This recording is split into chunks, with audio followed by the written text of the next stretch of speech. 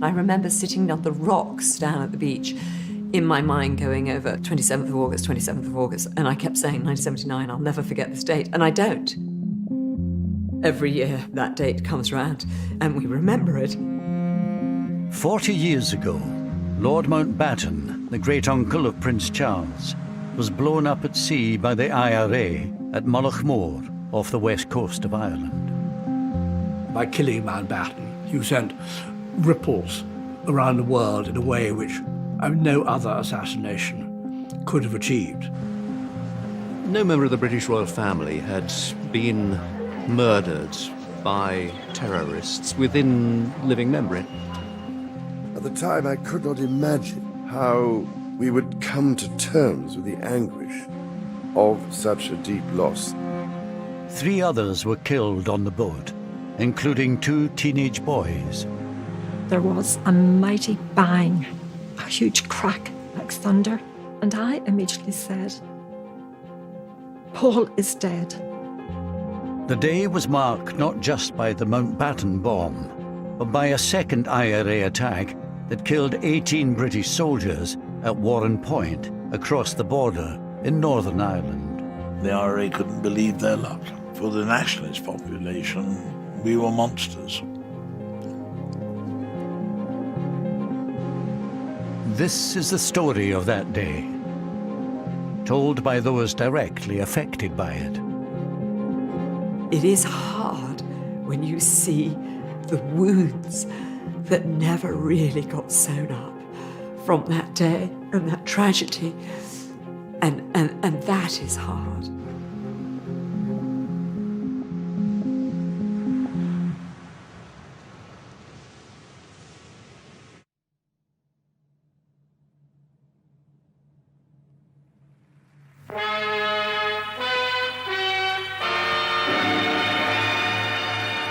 In a few minutes from now, I'll know whether or not we're going to succeed in telling the exciting story of a man whose courage and daring in the war and far-ranging influence in peace have significantly contributed to the shaping of this century's history.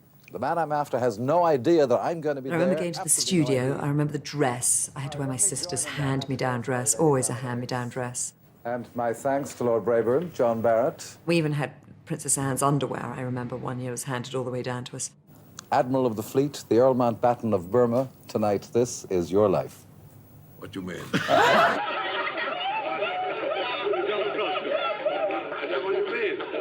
Inside here, we have a whole host of surprises for you. Amazing that they managed to pull that off.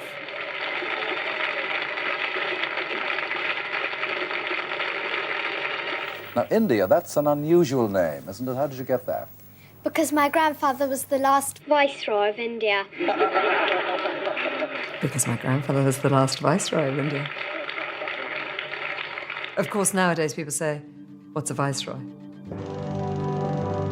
As Viceroy, he was the last colonial ruler of India. He was also Admiral of the Fleet, second cousin of the Queen, and mentor to the Prince of Wales. The Earl Mountbatten of Burma was for half a century one of Britain's leading public figures. Can you bear having hot milk in it, or would you rather not have milk in it? In retirement, he spent more time with his family, but he still enjoyed the public spotlight so much that he allowed an ITV crew to record his annual summer holiday in Ireland, even if it meant compromising the family's privacy. Every Easter, every summer, every Christmas, every single holiday, we were together with our natural cousins. 1, 2, 3, whoopsie! Classy-Born was always in the summer, a month in August. Yes, twins, where are the twins? For all of the fact that it was called Classy-Born Castle, essentially it wasn't. It was a Victorian mansion with some turret built onto the end of it. Lord Mountbatten inherited Classy-Born Castle from his wife, Lady Edwina, who died in 1960. There were so many wonderful traditions.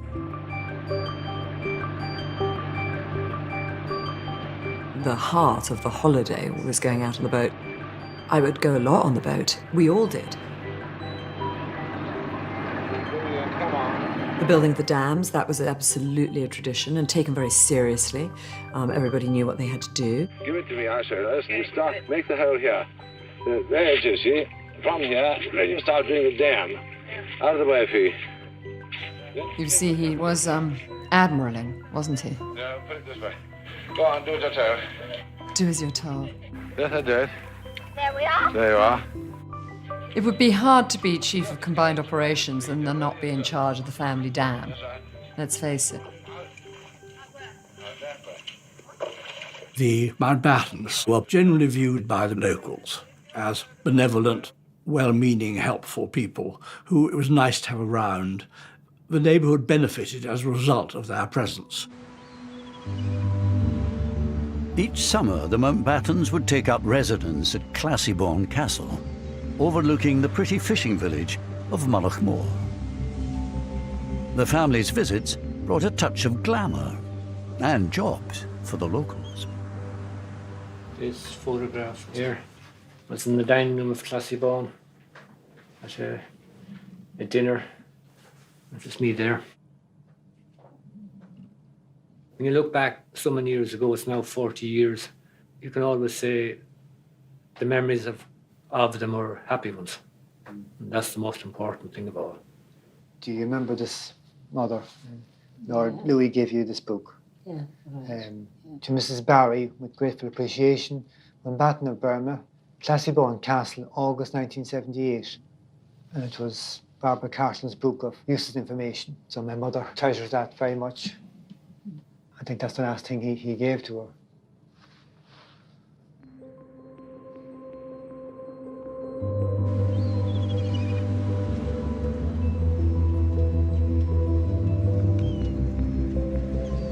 The Mountbattens were not alone in their attachment to Mullaghmore. There are my 3 children at Mullaghmore. That was Paul and his 2 sisters. Mullaghmore was a popular holiday destination for families from Northern Ireland, as well as the south, and the Maxwells from Inniskillen had their own cottage there. We went down there during the summer holidays for 2 months every year, and the children enjoyed it immensely.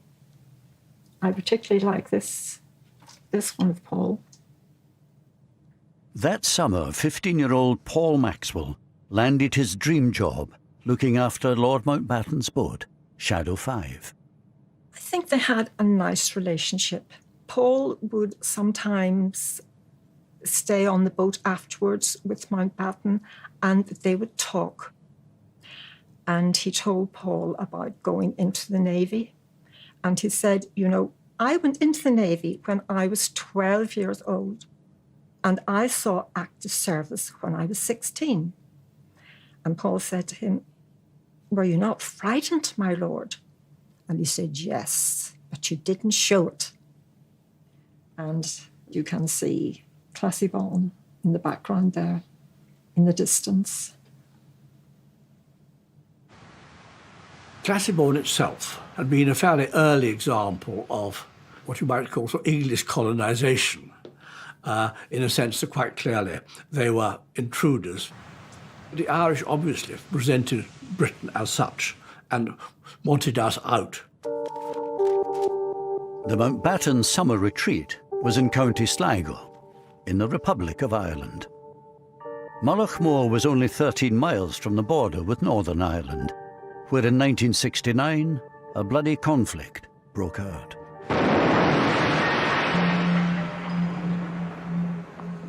Catholics in Northern Ireland resented being treated as what they saw as second-class citizens, and the IRA took up arms against the British state.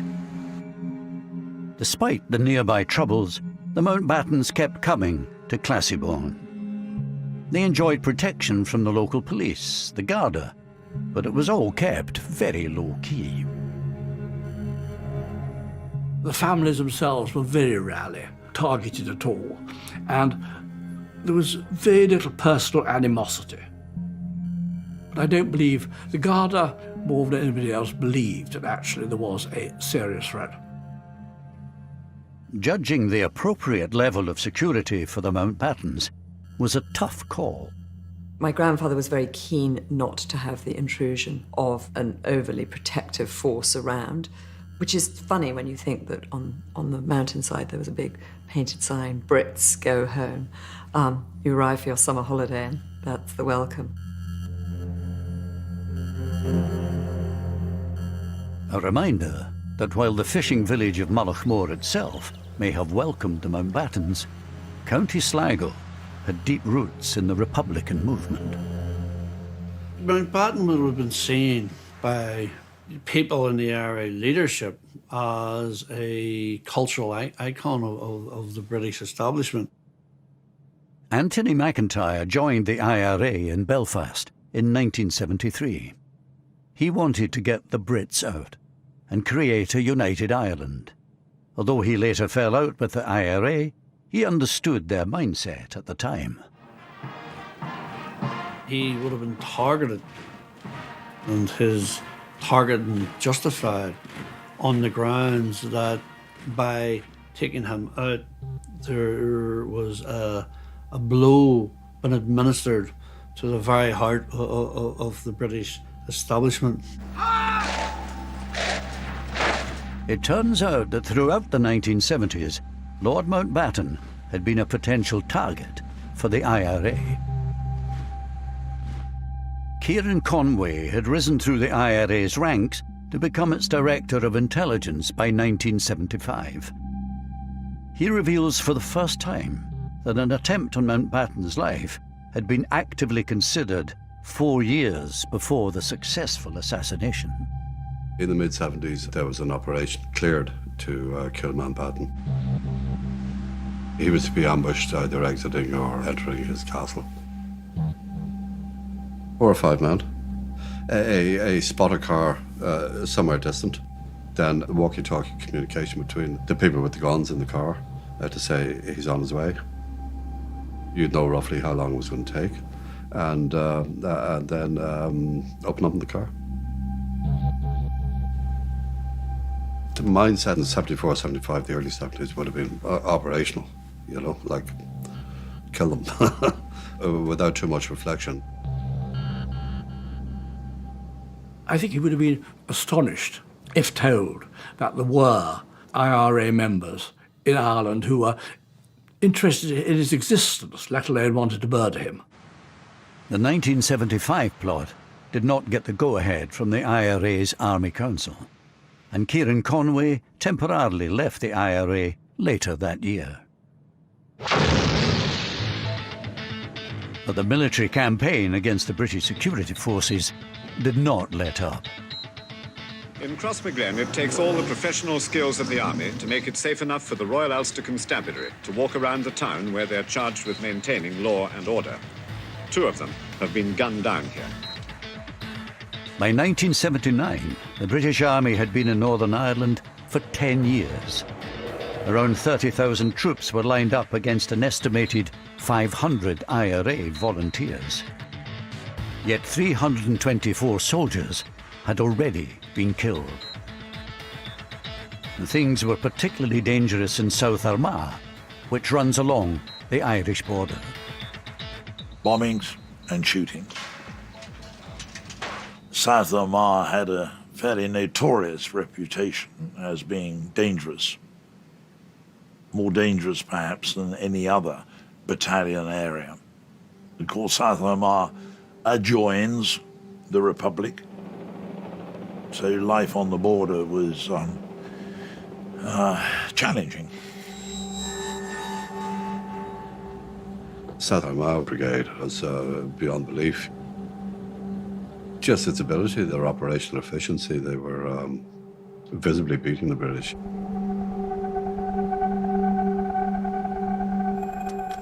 In the summer of 1979, the South Armagh Brigade was plotting 2 of the most ambitious attacks of the IRA's campaign so far. One in Warren Point, the other just south of the border in Mullaghmore. There, during the night of the 26th of August, the IRA planted a remote-controlled 50-pound bomb on Lord Mountbatten's boat, Shadow 5, sitting unguarded in the harbour.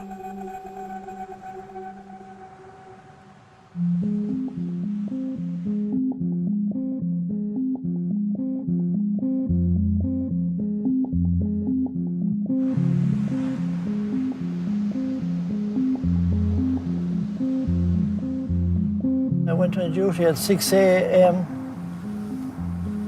up at the castle here. 9 to 9:30, Lord Mountbatten and his family came out from the castle and informed us that they were going down to the pier. So we got into a patrol car and we escorted them. In this unique photograph taken just 24 hours earlier, showing the family and staff outside Classiebawn, all the members of Lord Mountbatten's boat party are present. His son-in-law, Lord Brabourne, and his daughter Patricia, their 14-year-old twin sons, Timothy and Nicholas Knatchbull, and their 83-year-old grandmother, Doreen, the Lady Dowager. The only non-family member on board was the 15-year-old Northern Irish boat boy, Paul Maxwell.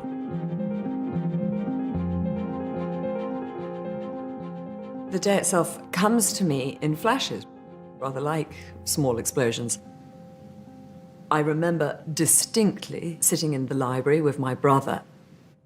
My grandfather and the others had gone out of the boat, and Ash and I were watching on this crackly, fuzzy television screen, Laurel and Hardy.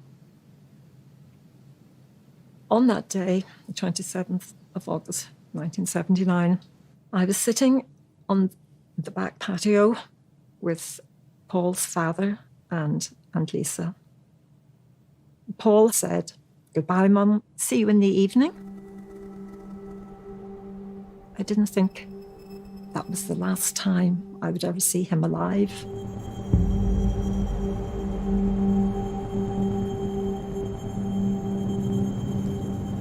Beautiful morning it was, sun was shining. They left Mullaghmore Pier and travelled out to where they had some lobster pots.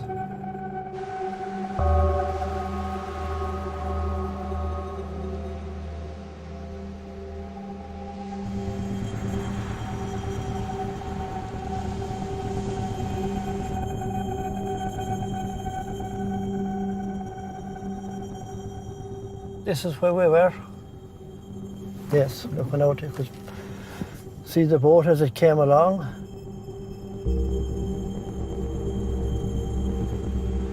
Dennis Devlin was a 15-year-old whose family came to Mullaghmore every summer. Their caravan was parked just off the coastal road. I seen his boat and I recognised it. There's a green with a white cab and I just recognised it was his boat. As they come in, I could hear them talking among themselves. As the boat pulled up, I remember the young fella over the side of the boat pulling in the lobster pot and slowly pulled it in. The boat had turned round towards me and I was just watching it and I knew it was Lord Mountbatten's boat. The next thing, everything was spewing up into the air. Everything just rose up and I knew it was an explosion. Suddenly there was a flash of light and a loud bang.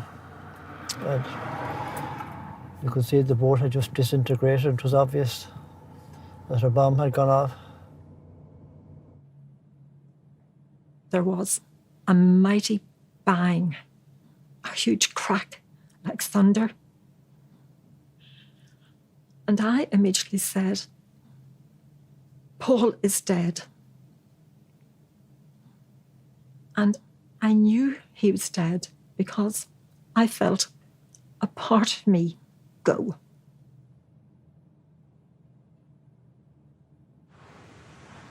My brother, sister, and I were taken into the study, and before anything, we were asked to take these pills with a glass of water. I'd never taken a pill in my life before. And that, to me, was more surprising than anything of that day. I couldn't understand why I was being made to take a pill. Again, I think it's so reflective of the era that they were in the 1970s, that someone would have had Valium on them, for God's sakes, and said, let's give it to the children. I mean, dear God, would you give an 11-year-old a Valium?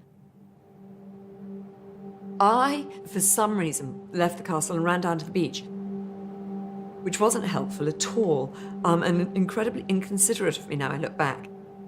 I remember sitting on the rocks down at the beach, in my mind going over 27th of August, and I kept saying 1979, I'll never forget this date, and I don't. every year that date comes round, and we remember it. And it was just such an incredibly beautiful day. And on the rocks, this incredible view. And yet, destruction. I'm so sorry, I don't normally get upset.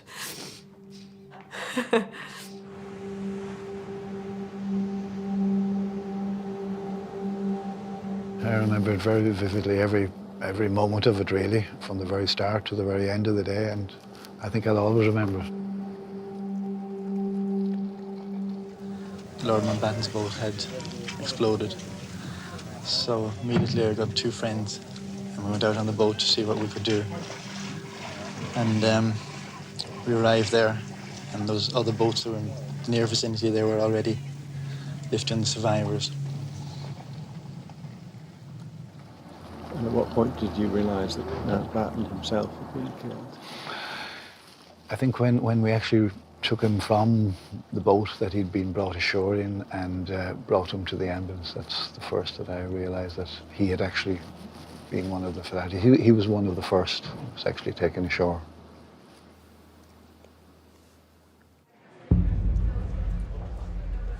It was a perfectly ordinary day, that August bank holiday. I was helping to put together the lunchtime bulletin for Radio Ulster. Nicholas Witchell was a trainee reporter at the time in the BBC newsroom in Belfast. We received a tip-off from somebody we knew suggesting that there had been an explosion reported at Mullaghmore in the Republic of Ireland. I do remember forming the words on my pad, Mountbatten dead. By now, all but one of the bodies of the boat party had been recovered. Lord Mountbatten and Paul Maxwell had been killed instantly. The 83-year-old dowager fatally injured.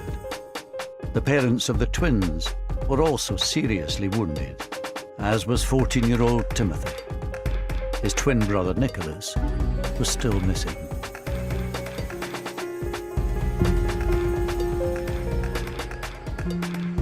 You could see this beautiful blue azure sea just off to the north end of the little peninsula which Mullaghmore is.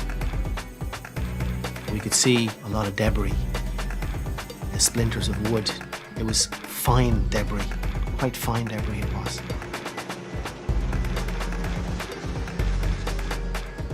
I was winched from the rescue helicopter. I was placed into the water beside what looked like the bubble of an anorak. I placed my hand and pulled it, and it didn't yield very easily, and I pulled it a second time, and it was then the head come up with the jacket as I pulled, and I realised it was a child. Imagine what those thick Aran sweaters must have felt like, clogged with oil and water, being lifted out of the ocean. And how long had Nick been floating in the water? It was the first child that I handled in death. It came as a terrible shock to me, I can tell you, but I'm in rescue mode. I need to get him out of that water. I need to give him over to his family. 14-year-old Nicholas Knatchbull's body was returned to Mullaghmore Harbour. It's the last photograph we have of Paul. That's Paul. And that is Nicky and Timmy. So one boy survived and the other 2 were killed. He survived because he was up on the roof. Mountbatten was in the middle between Paul and Nicky. And so they got full blast.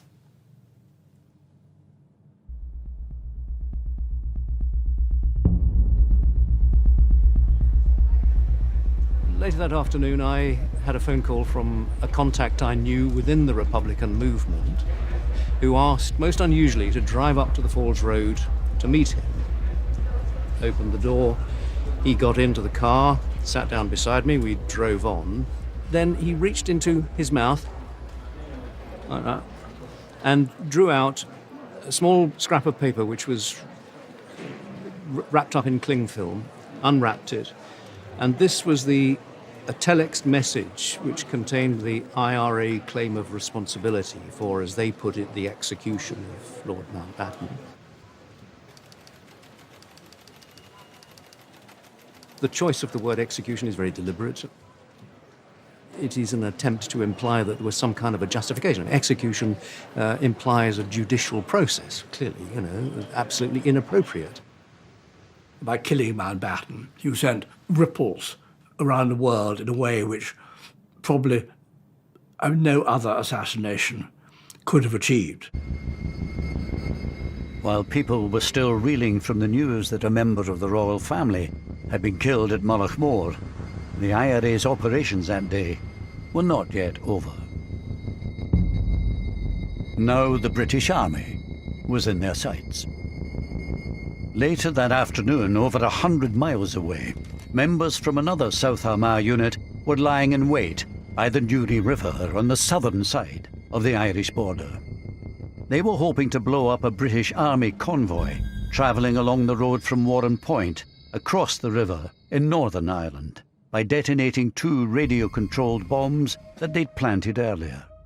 One, a 700-pound device hidden in a lorry piled high with straw, was parked in a lay-by. The other, 1,000 pounds worth of explosive, hidden in a nearby gate lodge.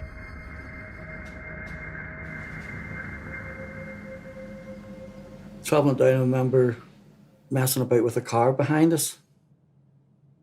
Tom Cochey was a local boy from Newtonards who had joined the parachute regiment at 18, as his father had before him. That day, he was a passenger in the lead vehicle of the 2-truck convoy. We had a packed lunch and we had oranges and we made little teeth out of the orange, and there was a car with a lady and kids in it. And we were smiling at them, that type of banter. 10 minutes later, we were blown up.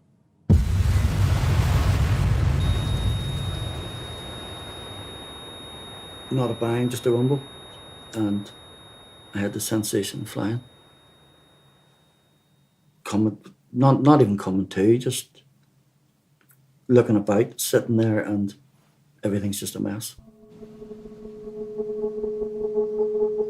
I came into the roundabout and you couldn't see past the roundabout, totally obscured with smoke. Peter Malloy was a freelance photographer at the time who just happened to be passing. I got out, grabbed the cameras, and just as I'm going into it, a policeman's coming running out and he's screaming. He says, don't go in there, they're all dead. I just put the camera into autofocus and I just shot generally. The first thing I saw was a long wheelbase Jeep, and there were soldiers in that, and one look told you they were obviously dead. And the heat, you couldn't really go too close to it. Everything was burning.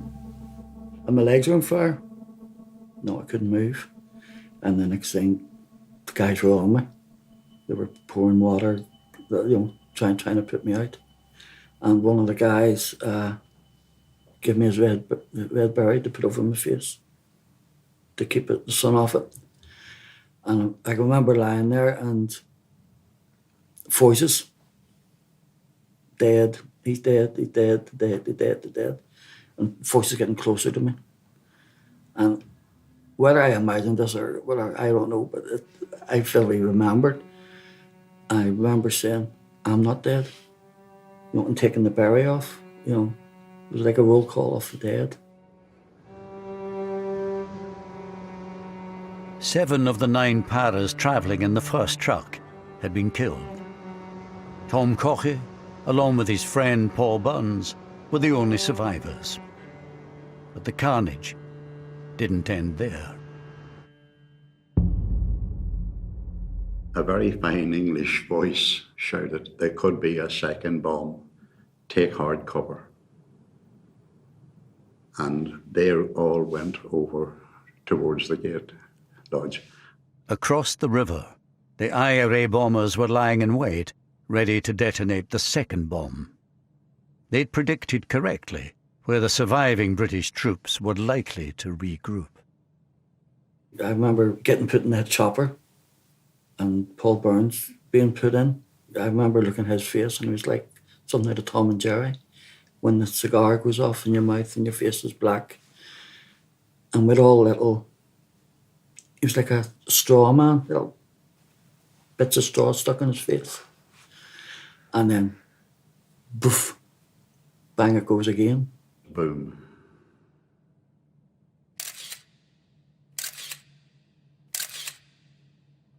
I was thrown back and I got up again and it was over.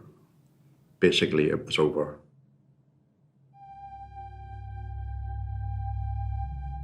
The 27th of August had started badly for Mike Jackson. The news came through of the Markle bombing and the death of Earl Mountbatten, amongst others, which was obviously very shocking. Now, as the news broke that his fellow paras had been ambushed at Warren Point, Jackson himself was called into action. The brigade commander looked at me and said, "Mike, what are you doing here? You go down to the site, secure it, and take on all the aftermath." And so I gave out some rapid orders and got on the first light helicopter I could. There's no communication. All telephones are cut off, so you're waiting for word to come back from your own lads to what actually is going on. Is there a bit of you thinking, that's my mates? Yes, absolutely. And you want to know who it was because you know that some of your mates were killed. So yes, you did want to know. Dead, dead, dead, dead, dead.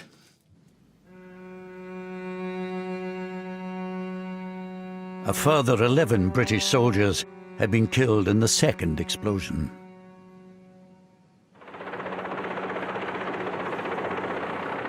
I get to Warren Point and it's a pretty grim sight, as you can imagine. There were body parts pretty much everywhere, and the trees were everywhere. And those who had survived were in shock.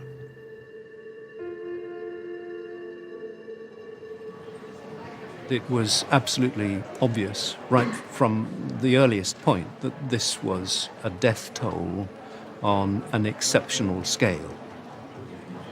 It transpired, of course, that 18 soldiers had lost their lives, the greatest single loss of life that the British Army had suffered in Northern Ireland.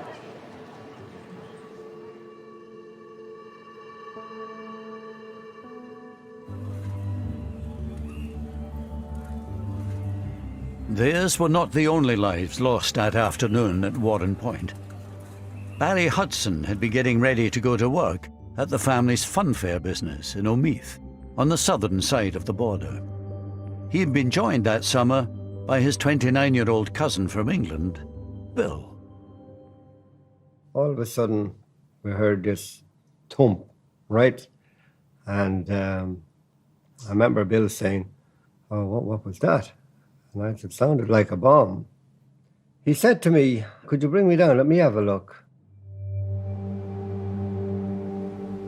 In the mayhem following the two bomb blasts, the surviving paras spotted the figures of Barry and his cousin Bill on the other side of the river and wrongly imagined them to be the IRA bombers. You could see the lorry burning, one with the hay on it. For a time you could see the soldiers coming in along the road there in the jeeps. You'd see the red berries and that, you know, and I heard the ground being struck. And then I felt my arm like a stone hitting it. I thought it was something, a stone maybe or whatever. And it was bleeding. And then there was more. So So I turned and Bill was standing over there. The car was just parked up there and he was standing to the right, we'll say. And I shouted at him then to get down. And then you could hear more guns and branches cracking and that. So I ran like hell. And zigzagged up that lane.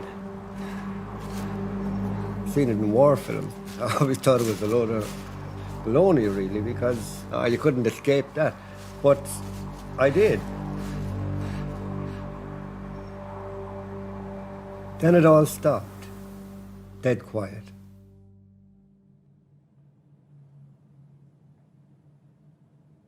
So after about a minute or two, I thought my cousin should be coming up now. I just thought he'd get up and come back up. I looked around the corner and I seen him lying on his back and blood, a lot of blood. And I ran down to the car. I knew when I seen him, it's nothing anyone can do for him. The lad that pulled the trigger, I'm sure he was shell-shocked. Didn't enter his head for one instant, not to pull that trigger. And I think we would all have done the exact same thing in that situation. It was left to Barry to report the tragic news to Bill's father. Ironically, Bill Sr. worked in Buckingham Palace as one of the Queen's coachmen. I said, "Oh, terrible news, Uncle." I said, "Bill's dead." "Oh, dead? Huh? What happened? How'd he dead?" And I said, "He got shot." I said, "How'd he get shot?" Terrible. Terrible. Just one of the worst moments of my life, actually. Something I wouldn't want anyone to have to do. The army later acknowledged that Bill Hudson was an innocent civilian, mistakenly killed.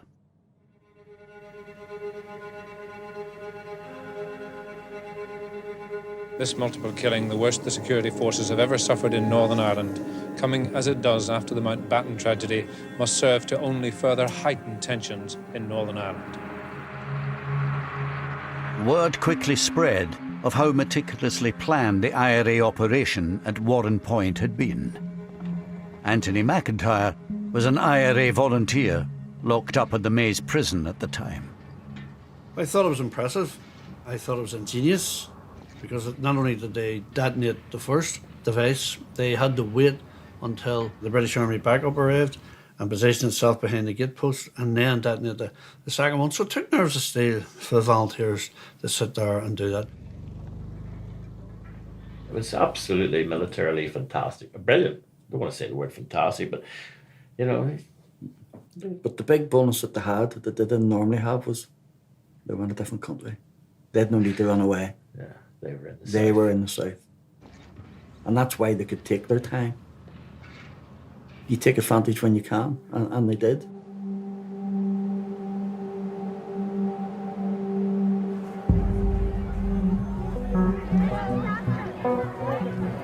Will you please stand still and I will move?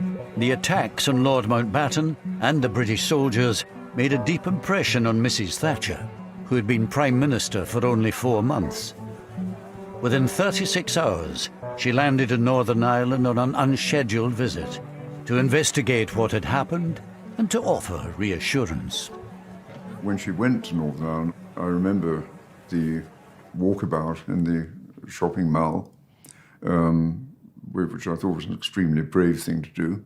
Not because there was much risk of being shot in that environment, but simply because there would be a lot of people in the shopping mall who didn't like her very much. Mrs. Thatcher, we want the freedom of our country, and you're so good.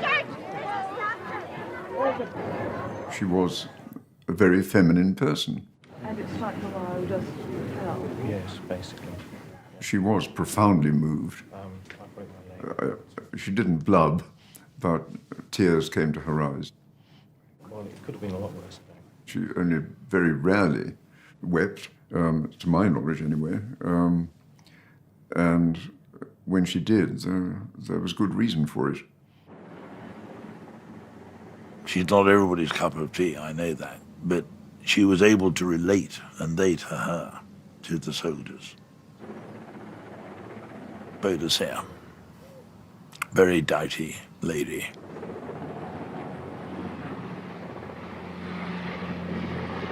I think in terms of significance for Margaret Thatcher, knowing as we do what we do about her personality, I'm sure that it actually made her even more determined to resist.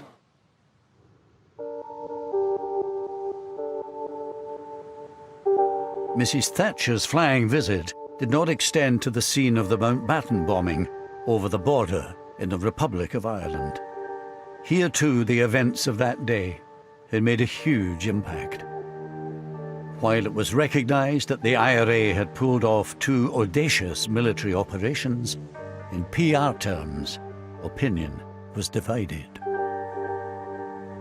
Almost everybody spoke with regret and shame about what had happened to Mountbatten. And that sense, this is our territory, how dare they do this on our territory? But there were a number of people, I won't say a majority, but there were a number of people who said what happened to Mountbatten was wrong. But as far as the British soldiers are concerned, listen, those that live by the sword die by the sword. This feeling was reinforced by the fact that 16 of the 18 British soldiers killed at Warren Point were from the paratroop regiment.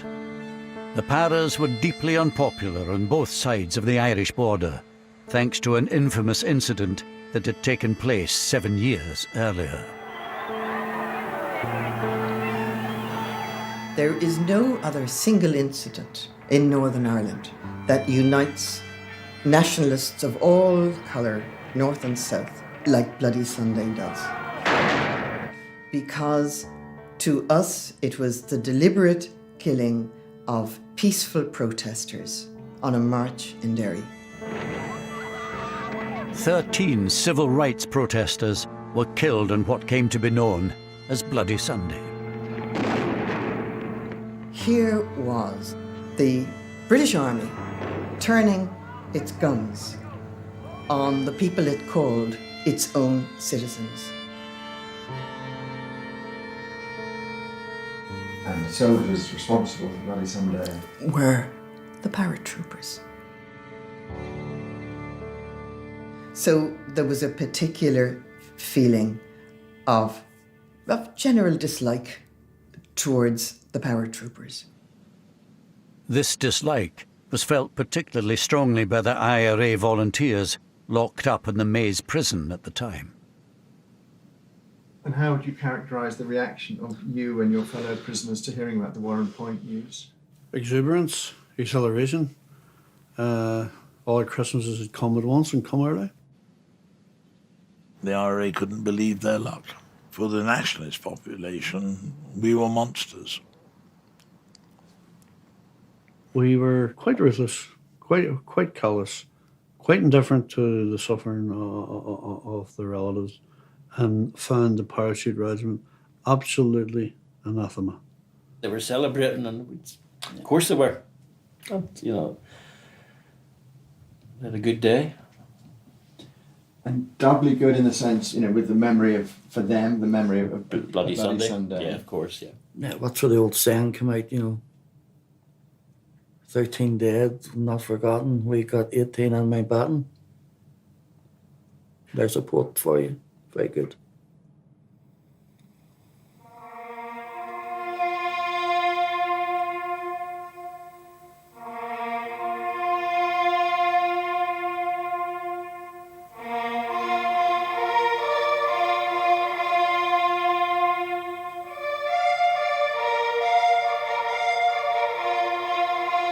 That funeral was extraordinary.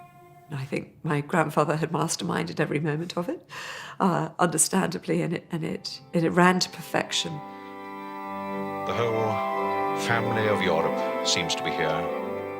Lord Mountbatten's state funeral, the largest of its kind since Winston Churchill's, provided a vivid reminder of the personal nature of the blow dealt to the royal family. Thomas McMahon was sentenced to life in prison, but no one higher up in the IRA leadership chain was ever held to account for the bomb. Somebody knew children get on that bomb. Not necessarily the guys who put the bomb on or the guys who made the bomb, but the people who planned it certainly knew about the children. And if they knew about the children and were quite prepared to go ahead and to sacrifice their lives in order to get Mountbatten, then it's a war crime. Although Anthony McIntyre has since fallen out with the IRA, back in 1979, he was still very much an insider. Given the political sensitivity around Mountbatten and the fallout that the IRA leadership, the political thinking people in the IRA leadership would have anticipated, I would imagine that was a decision taken at the most senior levels. Kieran Conway, who temporarily left the IRA in 1976, is in no doubt as to who was in charge at the time of Mountbatten's assassination. I've absolutely no difficulty in saying that in 81 when I rejoined, and I wouldn't have said that until Martin died, that McGuinness was Chief of Staff. And your clear understanding was that he had been since 78? Yeah. Ultimately, as Chief of Staff, it would be McGuinness's responsibility, that operation. Yeah, that's right, yeah. Oh, that's the way it works. I mean, if you're the boss, you're the boss. You take responsibility for whatever goes on.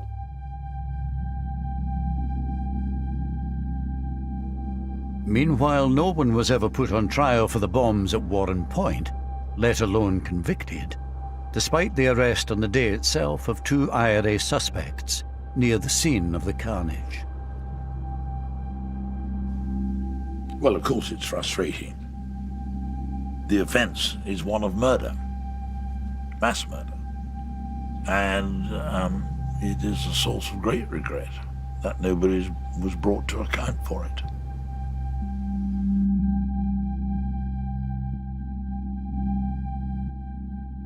In these past few days, the irresistible force, the political will, has met the immovable object, the legacy of the past, and it has actually moved it. It took another 20 years after the Mountbatten and Warren Point killings, but peace was finally established in Northern Ireland by the British and Irish governments at the Good Friday Agreement in 1998. This agreement is good for the people of Ireland, North and South. As part of the peace process, the IRA's prisoners were released, including Thomas McMahon, the sole IRA member convicted of the killings.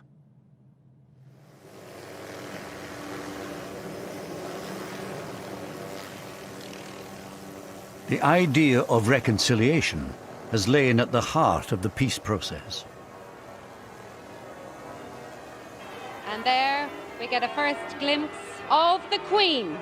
In 2012, the Queen came face to face with the man said to have been ultimately responsible for the assassination of her second cousin. You really did have to just pinch yourself and think, can this actually be happening? That the head of state of the United Kingdom and the man who, without doubt, was one of the leaders of the military, the offensive side of the Republican movement, who may well have had a hand in planning Mullaghmore or certainly signing off on it, that they were standing together was remarkable. The symbolic strength of that shaking of hands was enormous. It was one of the most powerful things that she could do. And she did it even though personally it may have cost her something. But it was terribly important that that was done. Only she could do it, and she did it. She's a more admirable person in the transaction, I think, you know. I think it was more difficult for her than for him.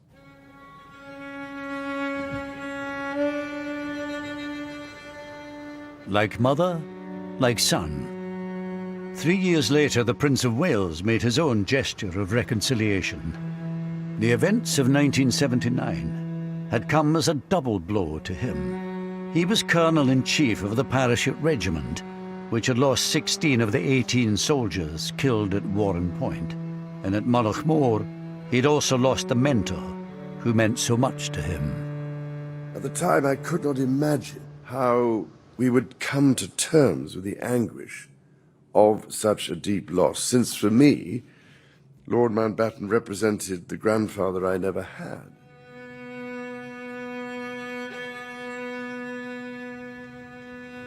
The poet Yeats once wrote, "And I shall have some peace there, for peace comes dropping slow." As a grandfather now myself, I pray that his words can apply to all those who have been so hurt and scarred by the troubles of the past. Problem with peace is you have to keep working at it. It's not a passive thing. It is always going to be a continuing responsibility on all of us in these islands to make sure that the conditions in Northern Ireland do not encourage the breakout again of sectarian tensions. We do not want to go back to that. So it's not a matter of peace dropping slow. Peace has to be worked at damn hard. 2 years ago, Martin McGuinness, the man widely believed to have been the IRA Chief of Staff at the time of the bombings, died. According to Buckingham Palace, the Queen sent a private letter of condolence to his widow.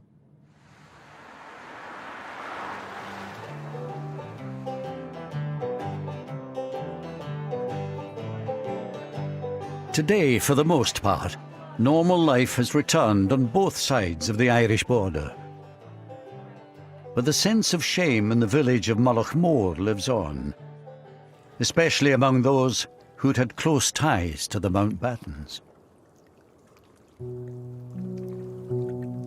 There was a terrible sense of shock in this village and disbelief. And there was a dark cloud over the area, over the village for years after.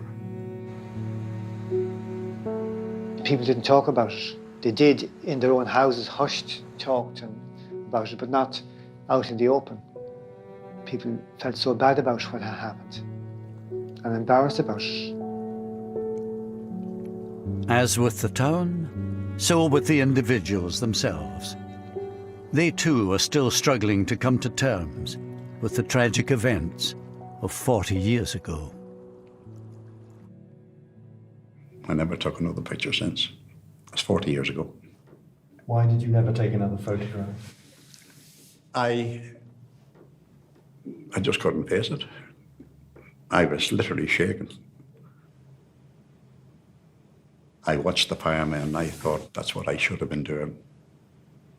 And the following week, I applied and I joined the fire service then. Loved it. Loved it. I see that young boy's face over and over, and it doesn't go away, and it doesn't get any more blurred as it did from 1979 to today, because I can still see it. I'm okay with all that because I brought that kid home.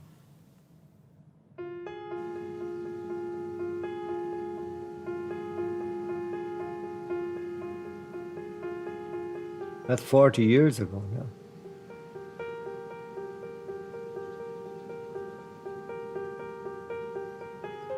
It hasn't been one day, I'm sure, that it hasn't crossed my mind. Sometime. And that's a long time for something to stick in your mind. Didn't feel lucky at the time. Didn't feel lucky for 10 years after. I wanted to be with them. Why did I survive? It was like a day that would never end. And then went on to weeks that would never end and years where grieving would never end. And it hasn't. I will always grieve for Paul. I carry him in my heart everywhere I go. I asked my mother about doing this, and she said, yes, absolutely, it's important to keep talking. I think in trauma and in death, And in survival, there is so much that is unsaid, and there is, unfortunately, no path. There's no written textbook of healing. And so in amongst my 7 cousins who I am and remain close to, and my own siblings, everybody coped very differently. And some didn't cope well. And of course, we're seeing the side effects of that even to this day. And the damage that was done was so much deeper than any of us could ever have imagined. And adult lives are still being horrifically disrupted. I certainly try not to hold resentment in any way, and that's hard. But forgiveness, I think, is important. One has to move on.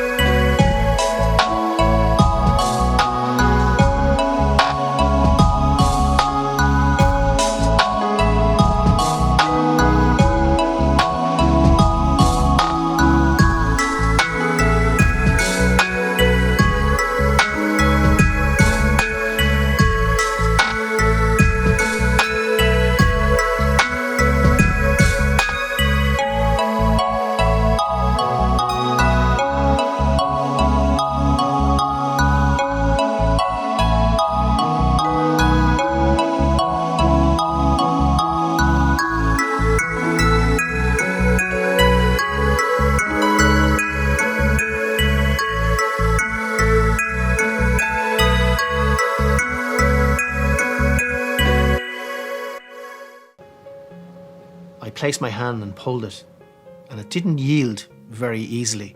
And I pulled it a second time, and it was then the head come up with the jacket as I pulled, and I realised it was a child.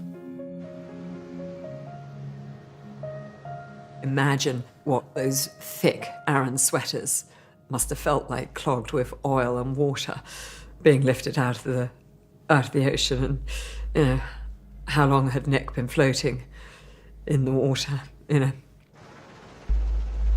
It was the first child that I handled in death. It came as a terrible shock to me, I can tell you, but I'm in rescue mode. I need to get him out of that water. I need to give him over to his family. 14-year-old Nicholas Knatchbull's body was returned to Mullaghmore Harbour. It's the last photograph we have of Paul. That's Paul. And that is Nicky and Timmy. So one boy survived and the other two were killed. He survived because he was up on the roof. Mountbatten was in the middle between Paul and Nicky. And so they got full blast.